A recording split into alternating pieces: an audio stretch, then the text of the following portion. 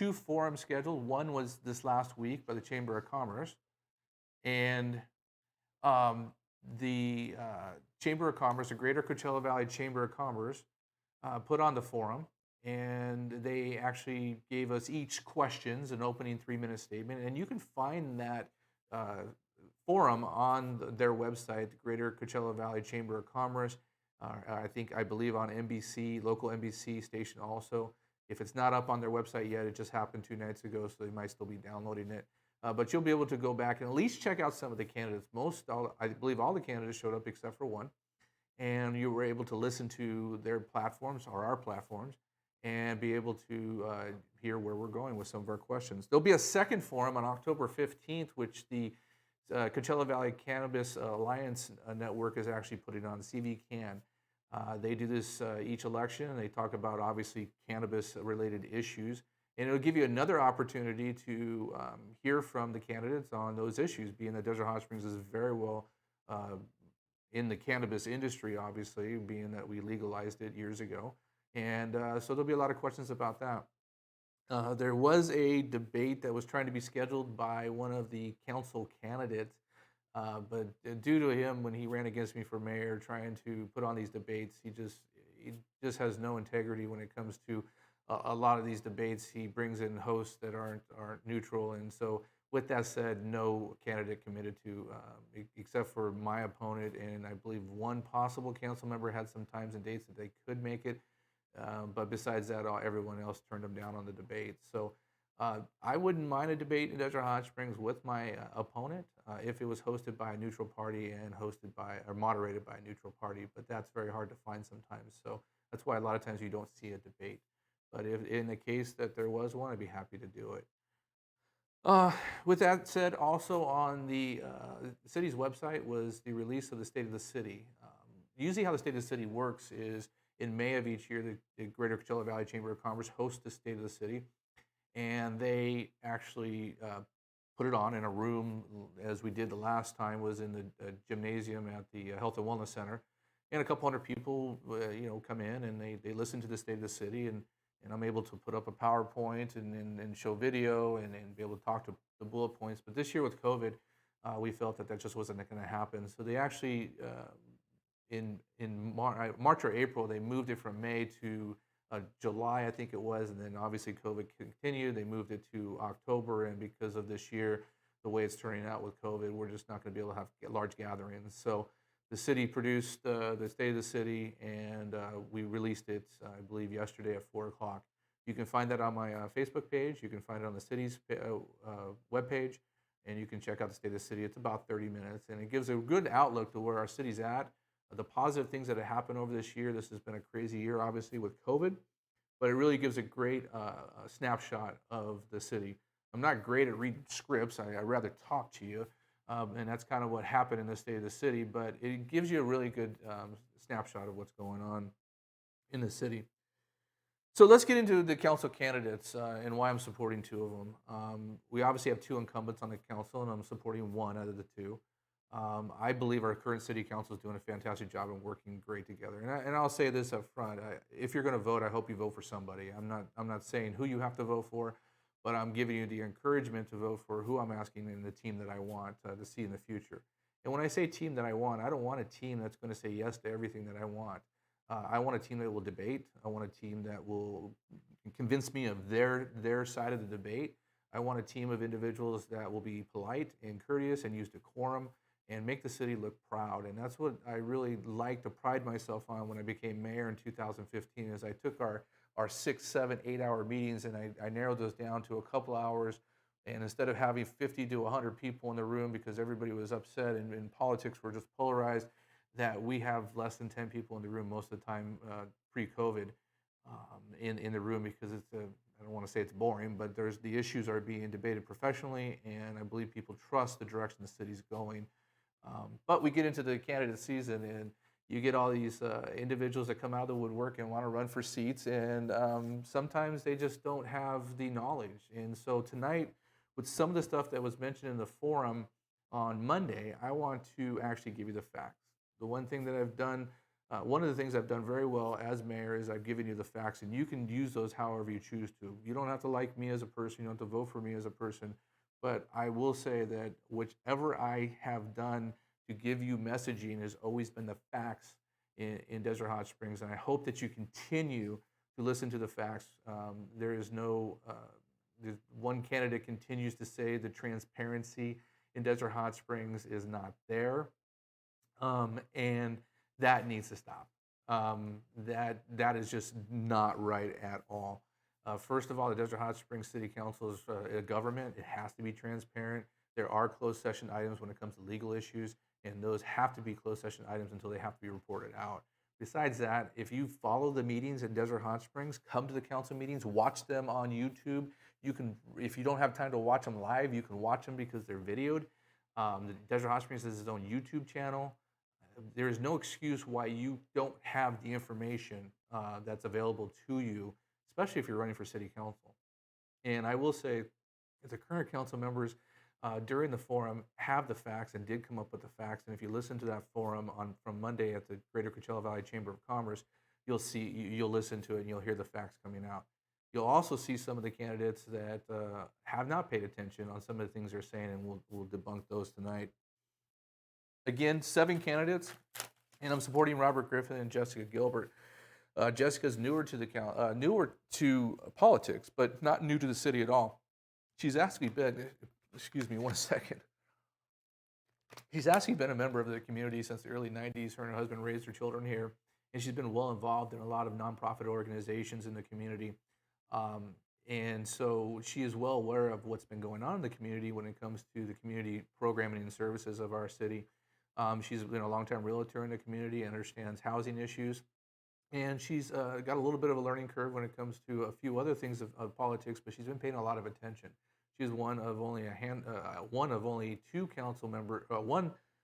of the candidates that I have seen at most council meetings for the last year, listening and learning what's going on to make sure that she's informed and can inform you of the issues in Desert Hot Springs. So with that said, I'm also supporting the incumbent Robert Griffith. Robert's been on the Planning Commission for multiple years and then appointed to Annie Ellie's Zavala's seat when she stepped off to go to law school a little over a year ago.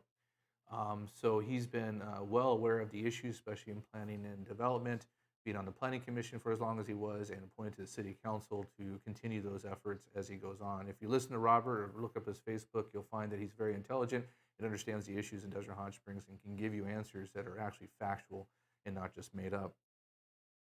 Some of the questions in the Greater Coachella Valley Chamber of Commerce that were talked about was some of the City Hall funding, which was really a little bit irritating.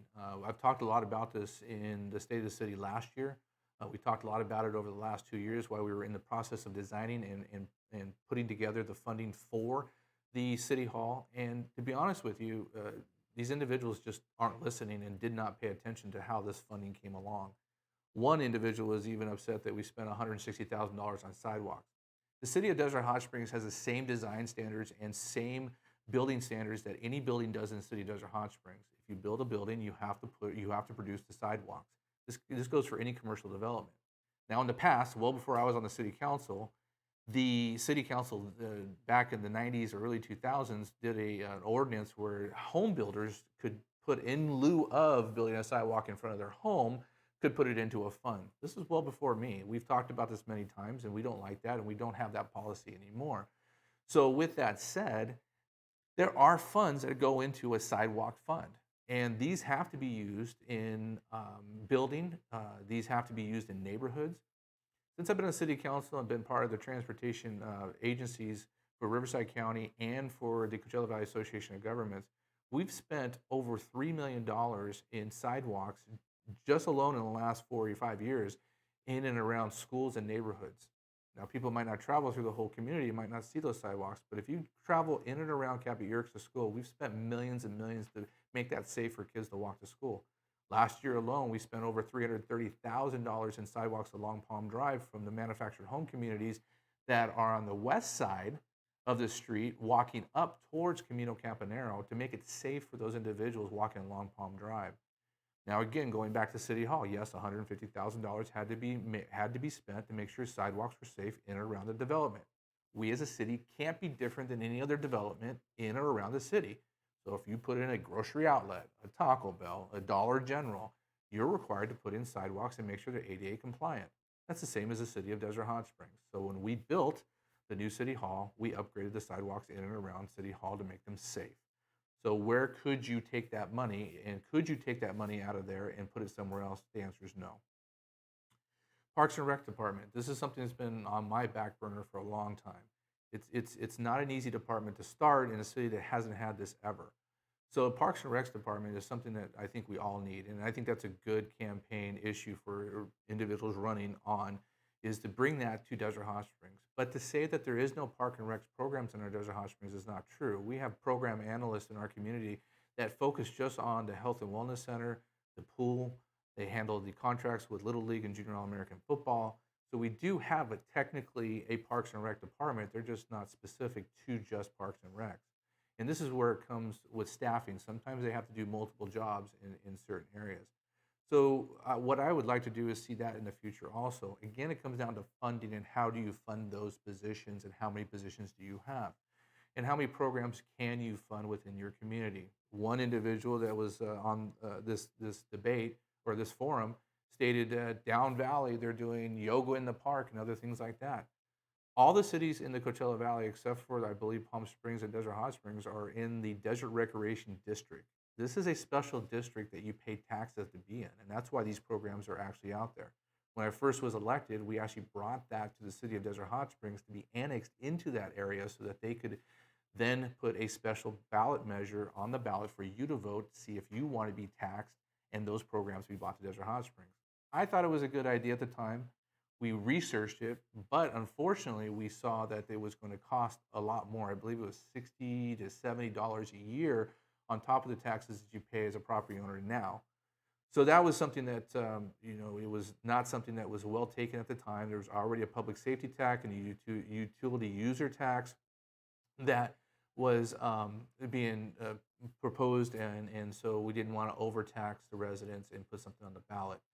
So with that said, sure, I would love to have yoga in the park and all the activities that a lot of kids do too. But again, that's part of the Desert Recreation District, which we're not in. Again, if the candidate that was mentioning that stuff had that information and produced that information, it would be much more factual to individuals rather than saying, I'd just like to see that done. So homework needs to be done when it comes to that.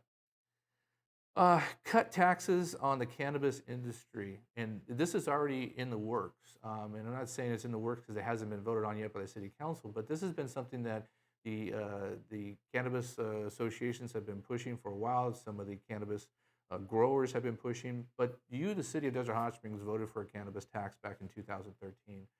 And basically you said, 70% of you said, we need to tax it at these rates.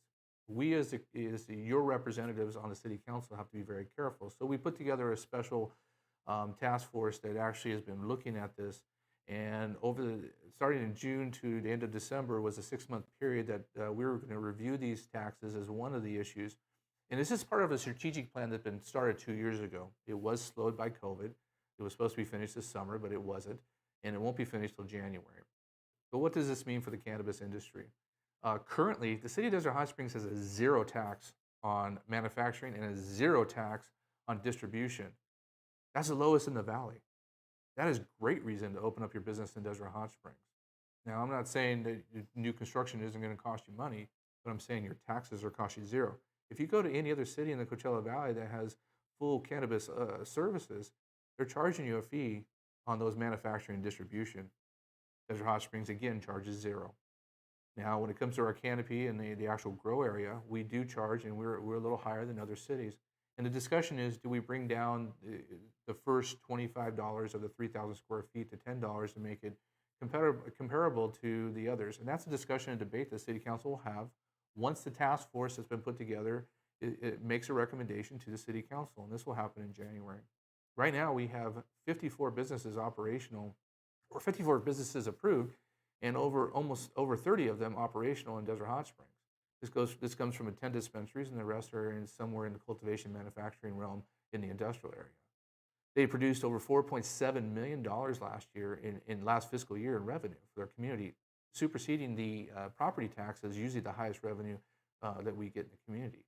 This is important because we're putting that to work every day. And when we lower our tax, we have to balance that somehow. And so that's really important.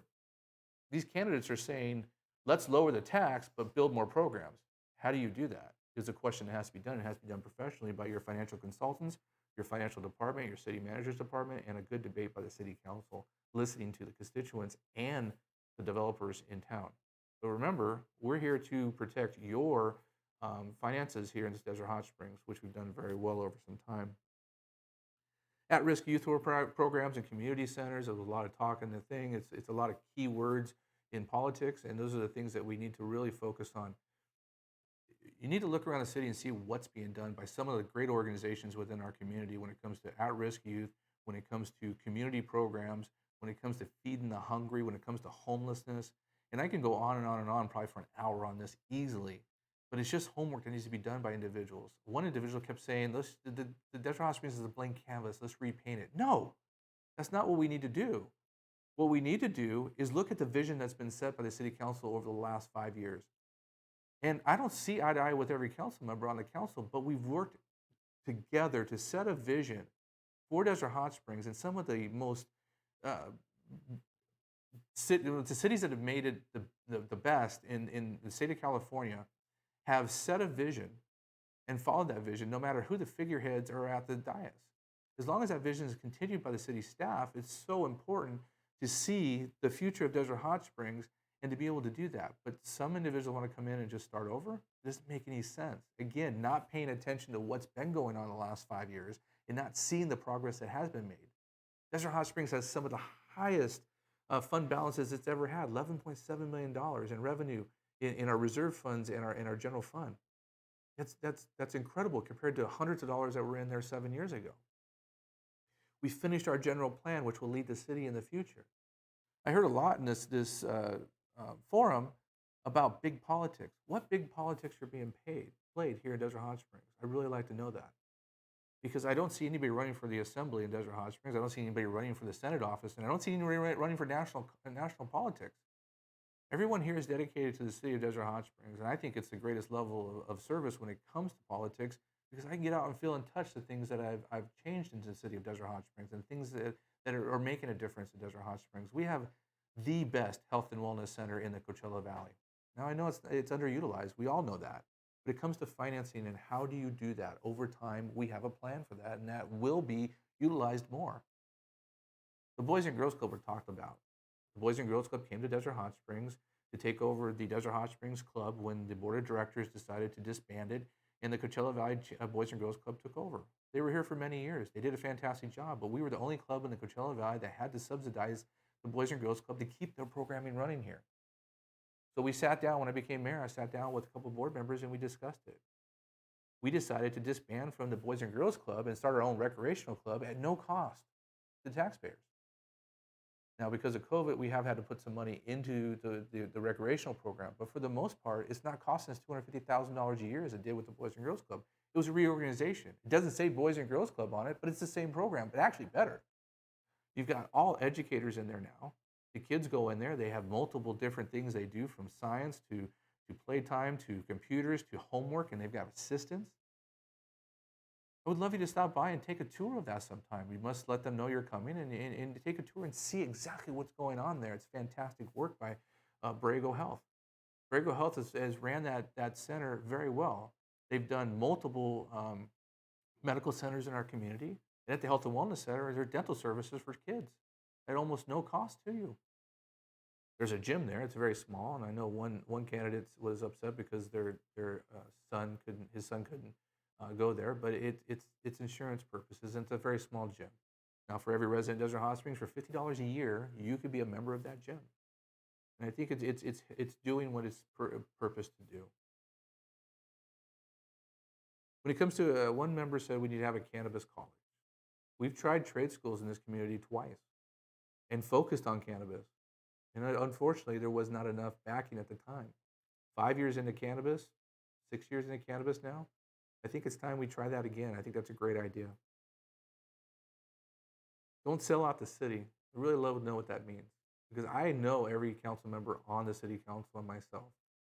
And I've always prided myself on the integrity and ethics I don't talk about artificial intelligence and Agenda 21 and all this stuff from federal politics, and I don't babble on about when I was mayor and what I did. What I do is I serve you. I serve the people of Desert Hot Springs, and I serve you with integrity and ethics. And I will say right now that all four other members of that city council do the same. We don't always see eye to eye on every issue, but most of us want to get to the same place, and we debate professionally for you as constituents. I my wife and I, we watch social media quite a bit to see if there's questions out there and make sure we can handle issues. There's people on social media that I love to death as friends, and we don't always agree on politics. We don't always agree on the things and the way I vote all the time on the city council. But a lot of times it's because we don't see the other side of it because we're very passionate about our argument. But I want to say is if you're going to be a candidate in Desert Hot Springs for city council and you're going to be looking at the candidates for the city of Desert Hot Springs, I hope you do your research and really ask the right questions to these candidates. It can't be empty promises. It has to be serious facts that are put on the table, and they should be doing their homework. You can't sit in your living room in August and just fill out your paperwork to be on city council and not know what's been going on the last 5 years. Last 5 years, there's a transformation going on at Desert Hot Springs. There is a vision. Desert Hot Springs is getting better. There's 20% down in crime. Desert Hot Springs put together a safety corridor that brought down non-injury accidents along Palm Drive 36% so far this year. No deaths along Palm Drive when it comes to pedestrian and bicyclists, which we've had multiple over the years. There's image issues at Desert Hot Springs because of mostly what we perceive as residents of Desert Hot Springs, and we are our worst enemies sometimes. And those things have to be changed. And so Desert Hot Springs, we told the city manager 5 years ago, we need to clean up our city. Went down, he redid medians, he made some beautiful entrance into Desert Hot Springs. Our city manager, Chuck Maynard, has done a fantastic job for the city of Desert Hot Springs. And he's put together a fantastic staff and really set the vision that the city council had and put that into motion. Our city staff has not been leaving city of Desert Hot Springs. They've been promoting the Desert Hot Springs. We've been bringing their incomes up to median incomes after being cut 22% 7 years ago. We've had a fully staffed police department with 33 officers, which we couldn't say in the past. These officers have brought crime down 20% this last year. These are the fantastic things that are going on in Desert Hot Springs. And I don't mind anybody running for a seat saying, I would like to see this, or I'd like to see that. I'd like to get on the city council to help put this vision forward. But what I don't like to hear is, we have no hiking trails in Desert Hot Springs. We need to promote them. Gary Gardner on the city council has taken the lead that I started multiple years ago at the Coachella Valley Visitors Bureau, and he's worked with them to promote trails. He's also worked with the Coachella Valley Association of Governments on multiple committees to make sure these trails are identified. We have 3 major trails that are identified in Desert Hot Springs. We're about to get resolutions from different agencies and different cities to support the Sand to Snow Monument and the entrance off of Highway 62. We've been working on this for years now. And these are things that you're not paying attention to out there to see what has been done and what we're doing to promote the health and wellness and the tourism of our community. One candidate in the forum said that we don't spend any time collaborating with the other cities.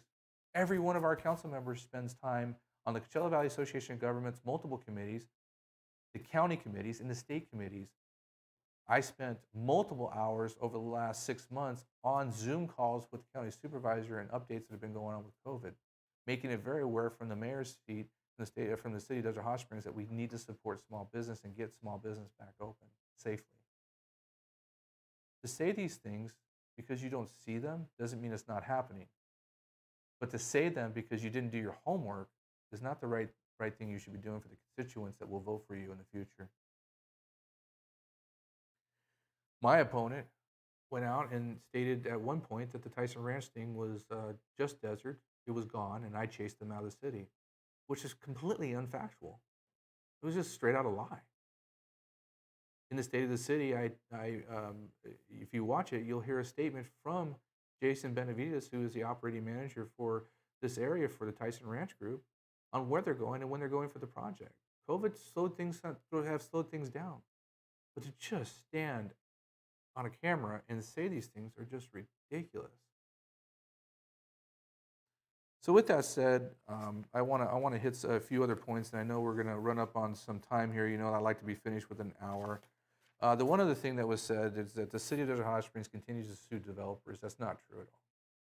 There's one large developer on Indian Canyon that's a cannabis developer that has been into 4 lawsuits with the city of Desert Hot Springs. They prompted two of the four, and the other two were health and safety related and had to be prompted in a court of law to make sure that they were in compliance for the safety of Desert Hot Springs residents. That's it.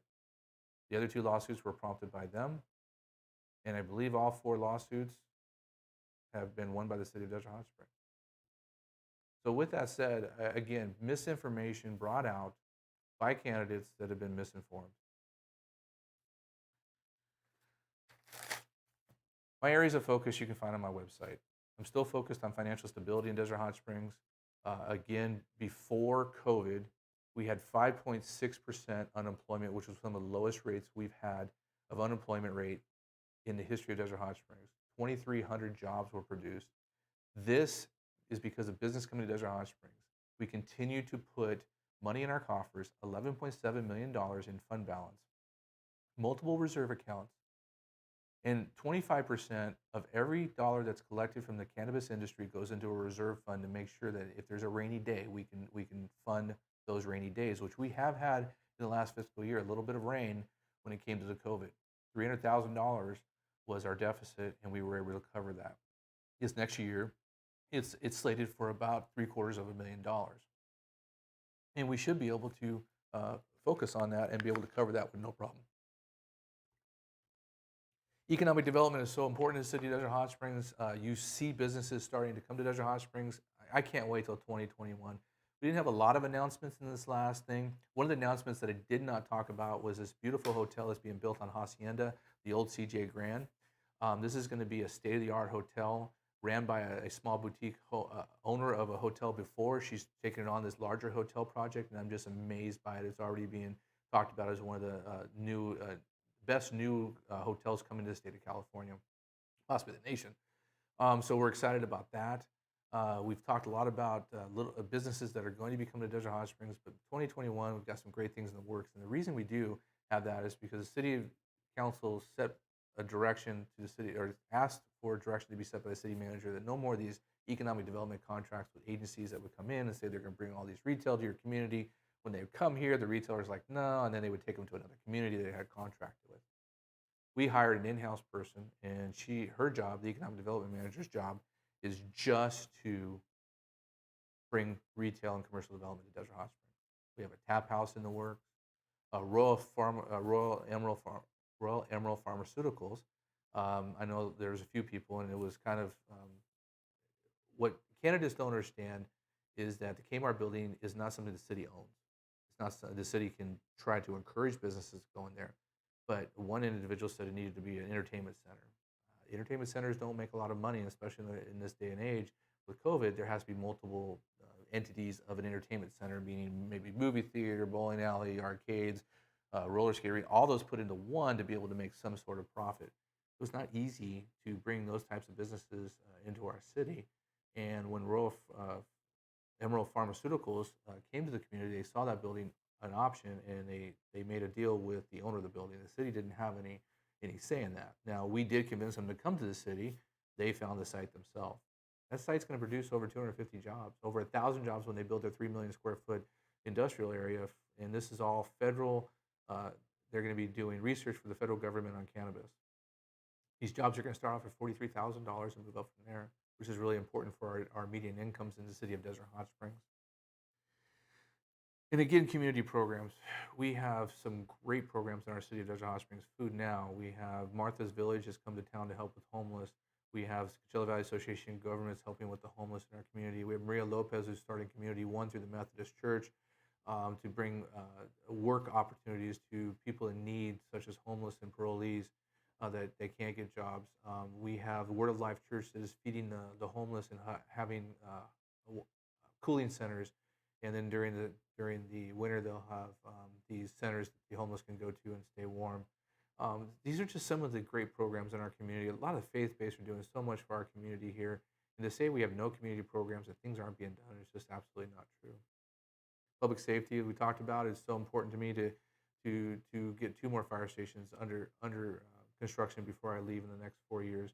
This reason I want to be reelected. It's one of my campaign promises for many years, and I think we're at a point now where we know there's a station needed at the south end of the city and a station needed at the east end of the city. East end of the city has sometimes the call travel time is 7 to 8 minutes, which we all know is 5 minutes of no oxygen to your brain, and you're probably not going to live. And this is so important to make sure that our paramedics can get to that area quickly, and this is why a fire station needs to be built in that area. The current locations where the signs are for those areas might not be the final locations, but we needed to put some signs up and start building a plan. A lot of times with capital expenditures, you need to have a plan. This goes back to bicycles and pedestrian safety. A lot of people stated, you don't have a plan. We do have a plan. We in 2016 approved a plan for bicycle and pedestrian safety throughout the city of Desert Hot Springs.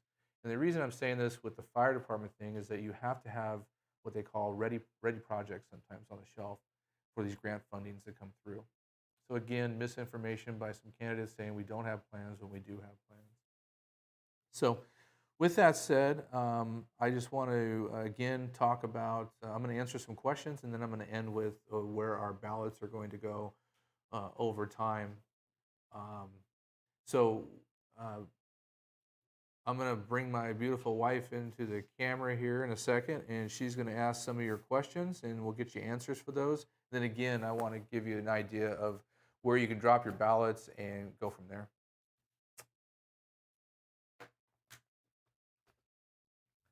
Hi, everybody. Thanks for joining us again tonight. Appreciate you being here with us. I've been watching Facebook and looking for comments. If you guys have any comments that come up during my questions with Scott, please feel free to throw those onto either Facebook or YouTube, and we'll make sure those get addressed for you. So we will start tonight with a question from Rose Terry. She says the city would attract many more residents if a nice spa were made available to them for maybe a small charge or even for free, maybe for one half a day or week, or incentivize the neighborhood spas to do that for their neighbors. Just an idea. What are your thoughts? Ms. Terry, I think that's a great idea, and I know that during some summer seasons and off seasons of these local spas, they do a kind of a stay vacation discounts. So I would check with them. We obviously have a hotelier on our city council, Robert Griffith, and I'll run that by him. He actually sits as the president of the Hoteliers Association, and maybe that's something that they could maybe do some more marketing for you on that. I agree with you that maybe the locals should get a little bit of a discount. And I believe some of the hotels do that, but I'll have Robert check into that, maybe put some post up on his Facebook page. Perfect. All right, our next question is from Cheryl, and she says, why can't the pool, and she's speaking in regards to the John Furby pool, be open year-round for those who need to exercise in a low-impact setting? Thanks, Cheryl. It's a fantastic question. We get it every year. We were hoping this year to extend the John Furby pool time because of the warm weather, but due to COVID and other issues, we did have to shut it down right after the holiday. This has been a hot point of the city council for a long time, and finding the funding to keep it open is always a struggle, but I believe we're getting closer to being able to do that in the future. We've been working closely with Borrego Health, who runs the gym. The issue a lot of times is making sure lifeguards are available. Being a local pool, a government pool ran by government, is that we have to make sure lifeguards are on duty. And I know a lot of people like to do their lap swimming, and we've made it very inexpensive for people to be able to get into the pool. But as a city council member, that's one of my pet peeves also, is making sure that pool can stay open in the future. But again, it comes down to funding, and we will do my best to make sure we keep at the forefront, so when it does come to budgeting time, that we look into that. Perfect. So the next question is also from Cheryl, and she wants to know whether we are going to be having a Christmas parade this year. Unfortunately, no.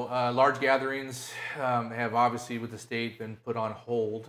Most of the major events throughout the whole Coachella Valley have been canceled.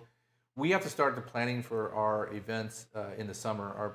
One of our program analysts, she makes sure she starts all of the scheduling because of the individuals have to come out for the music and entertainment and putting up the stages.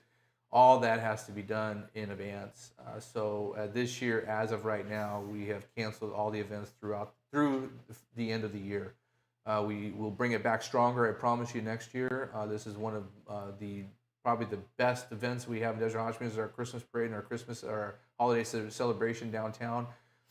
It always warms my heart when people come up to me and say this is one of the most fantastic things they've seen.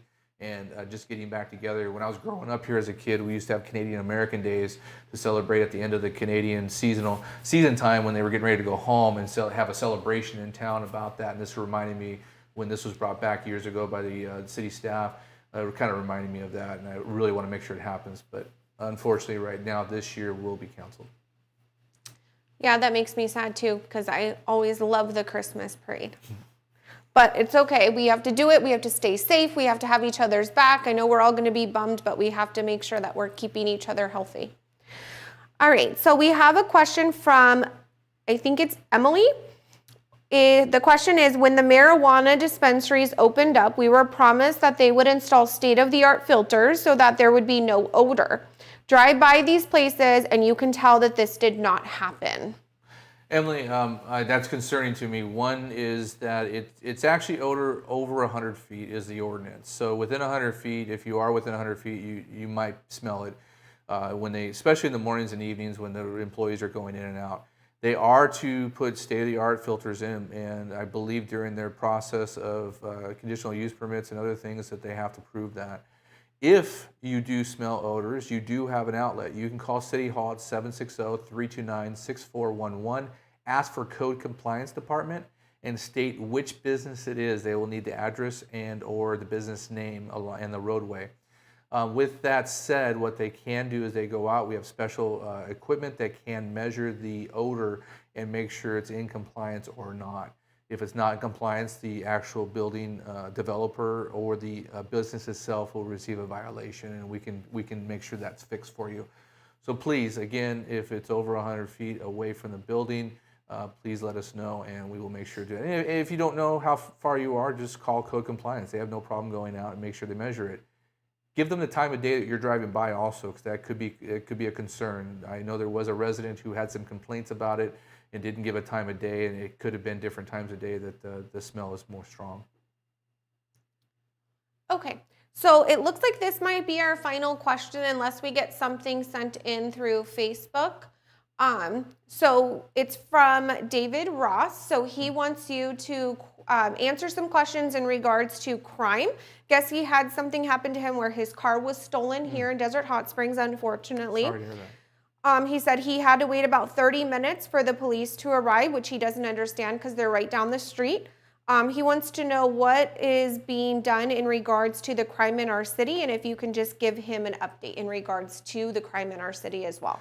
David, thank you for the question. I can only speculate on your incident itself without knowing the exact timelines. Now, our police chief has been very proactive. If you have any concerns about the timeline of any crime, they actually record all the time from the time you call 911 to the time they're in and out of the incident. And that can be found if you give them the incident number and or the incident date and time and what happened. So I've focused on sending people to the chief's office many times, or the chief has had his deputy chief and or one of the commanders call individuals to basically get you the information you need. With that said, it is trying times. Now, I will say this. I am very proud of our police department, and the crime rate over the last year, Part 1 crimes are down 20%, and that's really important for the city of Desert Hot Springs. Now, it doesn't say these petty crimes, and I'm not saying stealing cars are petty because they can be felonies sometimes, but this is a problem in the state of California, actually the nation right now. The state of California is overcrowded in its prison system and its jail system, and a lot of times what's happening is that individuals are arrested, sent to jail, and that is a priority of ours. If they do a crime, they're going to jail. But then the sheriff's department and the DA's office takes over from there, and they have to be charged for the DA's office. They have to go to court and to end up in prison, and or if they get in the jail system and their crime is not as bad as other crimes, sometimes they can be released pretty fast. There was during COVID a time when the governor was pushing people in and out of prisons and jails as quick as he could, And there was a guy in, I believe, Los Angeles County that actually stole 4 cars in one day and was arrested all 4 times, meaning he went to jail, got out, stole another car, went to jail, got out, stole another car. And this is just ridiculous and needs to stop. But it's a bigger issue through the state and through the county that we have to deal with. At the local level, I can reassure you this, that our police department and our police chief has said if they commit a crime, they're going to jail. And if they don't, let me know, and we will actually investigate that incident and find out why. Perfect. Can you just elaborate more? I think that a lot of people have similar questions in regards, I know you've given this information out in regards to like percentages and that kind of stuff, but where do we fall in regards to crime amongst the other cities in the valley? A lot of people are negative on Desert Hot Springs and they like to say that our crime is so high, but if they actually knew what that percentage of crime is compared to other cities in the valley, I think it would really help them to understand that it's really not as bad as everybody thinks it is. It's just kind of bad information or maybe just focusing on the negative within the news. A lot of times, and that's a great question, thank you. A lot of times what happens is a crime happens to us. And we get very tunnel vision on it because we're very upset about that crime.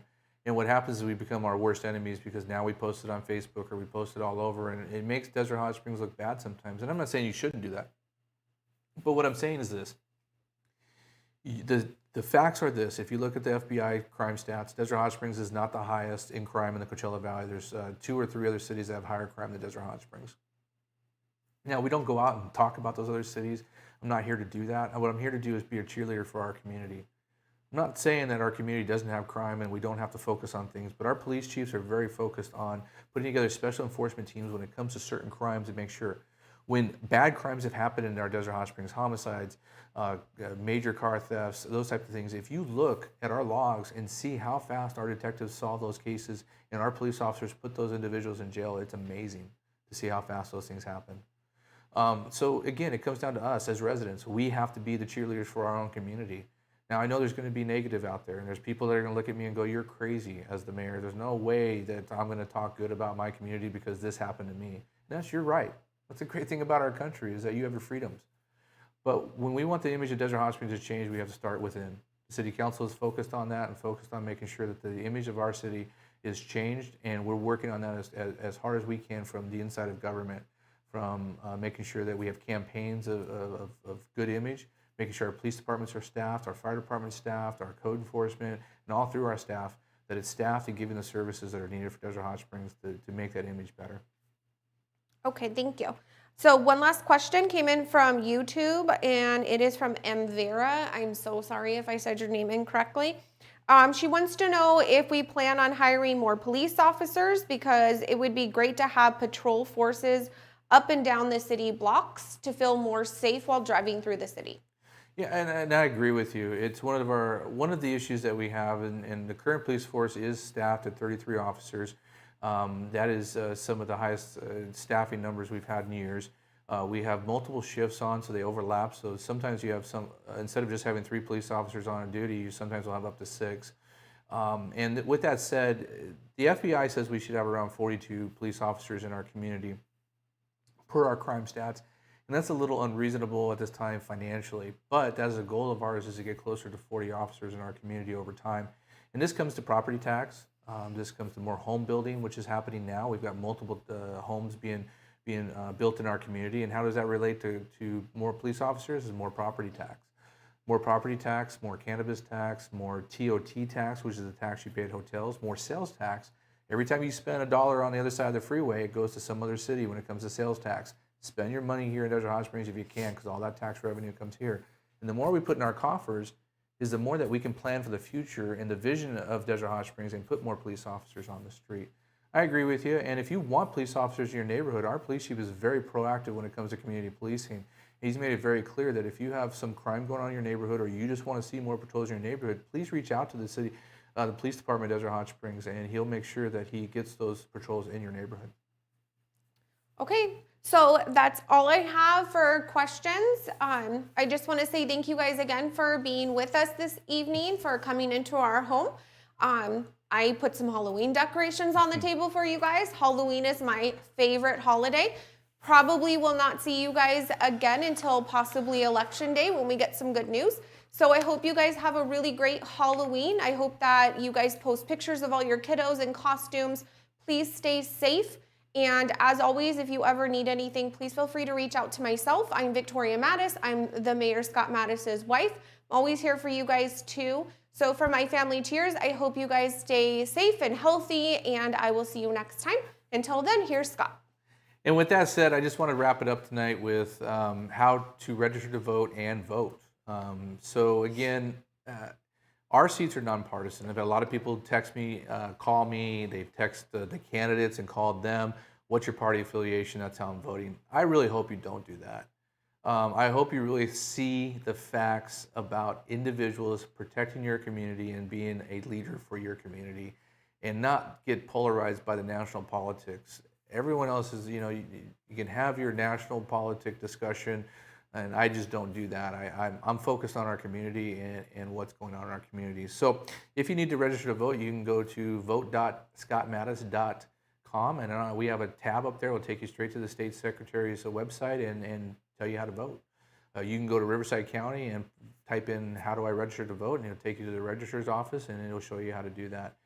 You can do it all online. It's very simple. They will match up your signatures with your DMV signatures and so forth. The last day to register to vote is October 19th, 2020. So coming up here in about 12 days will be your be your deadline to register to vote. So remember, if you've moved or you're new to town, you need to re-register your address, or you're not going to receive a ballot to vote on. And again, you can go to www.registertovote.ca.gov. That is one of the avenues that you can take if you don't want to go to my website or any. I almost believe all the candidates probably have web pages, and most of them have vote tabs on them that you can go to. The mail-in ballots were dropped on October 5th, 2 days ago, with the Postal Service. Everyone's getting a mail ballot, so it's going to take some time for you to get yours. Sample ballots, I hear, are being released now and probably in my mailbox tonight. But the ballots themselves will be coming. This is a ballot that you'll fill out yourself. You'll put in the envelope. It's pre-postaged, so you don't have to put a stamp on it, and you can stick it right back in your mailbox for it to be delivered. There's a barcode on there. I believe you could be able to take that. There's a strip you'll be able to take off and be able to track your ballot, and I'll talk about that in a minute. There's also locations where if you don't want to give it back to the Postal Service because you're not sure if it'll make it back, you can actually drop off your ballot. So at the City of Desert Hot Springs, in the parking lot of the City of Desert Hot Springs, starting on the 5th, which was Monday, through November 2nd, from 10 a.m. to 3 p.m., there's in the parking lot, there's a tent up there. You can come in. The registered office will be collecting your ballots there. You'll drop them in a box. Again, ballot harvesting is illegal. So if someone comes to your door and says they want to take your ballot for you and they'll fill it out or whatever, that's illegal. You must fill out your own ballot, or if you have assistance, there must be signatures on that for those reasons. On November 3rd, you can still drop off your ballot in the parking lot of City of Desert Hot Springs from 7 a.m. till 8 p.m. That's when the polls close. There will be track your ballot. I want to talk about that. Where's my ballot.sos.ca.gov. We'll put that up on my Facebook page and YouTube and be able to show you where that's at. But you can click on that link, and actually you can track your own ballot and see exactly where it's at when it's been counted. Voter assistance. If you need assistance voting from October 31st through November 3rd, the 3 days, a couple days before the election and election day, there's going to be 2 locations. The Desert Hot Springs Senior Center, which is on West Drive, just north of Pearson Boulevard. If you drive in the parking lot, you see the Carl May Center and the library. If you go in the back of the parking lot, you'll see the Senior Center. And all the way to the back of the Senior Center, there'll be a location where you can actually walk in on those 3 days and get assistance on how to vote. You'll need to bring your ballot with you if you need assistance, and surrender that ballot if you want to vote live. If not, you'll have to prove your designation, and you'll get a provisional ballot, I believe, if you're not there. Also, the Mission Springs Water District Annex Building on 2nd Street, where the Mission Springs, where you pay your bills for your water district. Right next door to that, which is just to the west of that, is the Annex Building. And you'll see a banner out there for assistance also, starting October 31st through November 2nd. All these will be open 9 a.m. to 5 p.m. And on November 3rd, Election Day, they'll be open 7 a.m. to 8 p.m., which 8 p.m. is the deadline for the election. If you want to early vote, you can actually go to Westfield Palm Desert Mall and do early voting there within the mall somewhere from October 23rd through October 25th. they'll have early voting, and you can do voting there if you can't make election day and you've lost your mail-in ballot. I just want to say, Desert Hot Springs, thank you for taking the time with me tonight. This will obviously be recorded and pushed out through social media so that individuals can watch this. I hope I've answered some of your questions, and I hope I have your vote on November 3rd here in Desert Hot Springs. My motto is a realistic vision with real results.